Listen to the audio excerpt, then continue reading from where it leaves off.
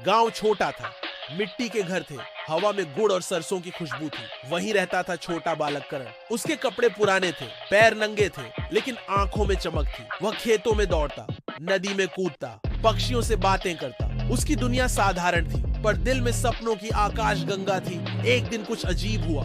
महल से घोड़े आए, राजा रानी ने गांव का दौरा किया। अचानक उनकी नजर करण पर पड़ी। उसका साहस, उसकी मासूम हंसी, सबने उन्हें मोह लिया। रानी बोली, ये बच्चा खास है, हम इसे अपने महल ले चलेंगे।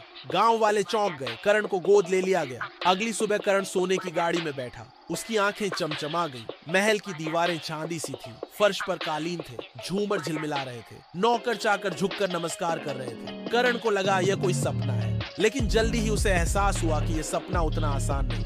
वह अब राजकुमार कहलाता था। उसे सोने की थाली में खाना मिलता, पर वह मिट्टी के चूल्हे की रोटी याद करता। उसे रेशमी वस्त्र पहनाए जाते, पर वह अपने पुराने कपड़ों की आजादी चाहता। उसे किताबों और तलवारबाजी की शिक्षा दी जाती, पर उसे तो खेतों में पतंग उड़ाना भाता था। महल की दीवारें ऊंची थीं, लेकिन करण को लगता ये दीवारें उसे कैद कर रही हैं। वह सोचता, क्या मैं किसान का बेटा हूँ या राजघराने का वारिस? वह दो दुनियाओं के बीच झूलता। एक रात चांदनी में उसने खिड़की से बाहर देखा। आकाश में तारे चमक रहे थे। अचानक एक तारा टूटा और उसके सामने आ गिरा। तारे ने रूप बदल लिया। वह एक नन्ही परी बन गई। उसने मुस्कुरा कर कहा, करण, तुम्हें अपनी पहचान ढूंढनी है। तुम न सिर्फ खेतों के हो, न ही सिर्फ महल के, तुम दोनों दुनियाओं का पुल हो। करण हैरान रह गया। परी बोली, तुम्हारे भीतर जादू है। अगर तुम अपना दिल सुनो तो सच्चा रास्ता मिल जाएगा। और वह गायब हो गई। अगले दिन करण की परीक्षा थी। महल में शत्रु हमला करने वाले थे। सैनिक तैयार हो रहे थे। राजा ने करण से कहा, तुम अब राजकुमार हो, तुम्हें तलवार उठानी होगी। करण डर गया। उसने तलवार उठाई, लेकिन हाथ कांपने लगा। तभी उसे याद आया, गांव में उसने खेतों की मेड़ पर लकड़ी से खेल खेल में लड़ाई लड़ी थी। वह हंस पड़ा। उसने साहस जुटाया और दुश्मनों की ओर बढ़ा।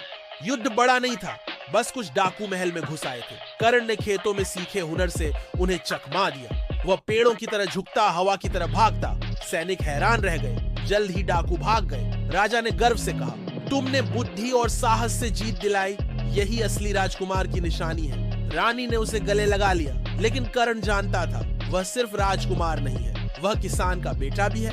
रात को उसने सपना देखा।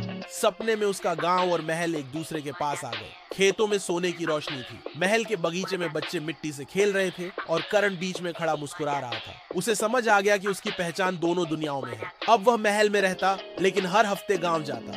वहां वह बच्चों को पढ़ना सिखाता। वह राजा से कहता, गांव वालों को भी महल की तरह पानी, खाना और शिक्षा मिले। धीरे धीरे गांव और महल के बीच की दूरी मिटने लगी। करण अब ट्रैप्ड नहीं था, वह पुल बन चुका था, दोनों दुनिया को जोड़ने वाला। उसके मन में अब कोई डर या उलझन नहीं थी। उसे पता था, कभी मिट्टी में खेलने वाला बालक ही सबसे बड़ा राजकुमार बन सकता है, अगर वो अपने दिल की आवाज सुने। कहानी यहीं पूरी हुई। पर बच्चों, याद रखना, असली जादू तब होता है जब हम अपनी अलग पहचान को स्वीकार करते हैं। कभी कभी हम दो दुनियाओं के बीच खड़े होते हैं, पर वही जगह हमें सबसे खास बनाती है।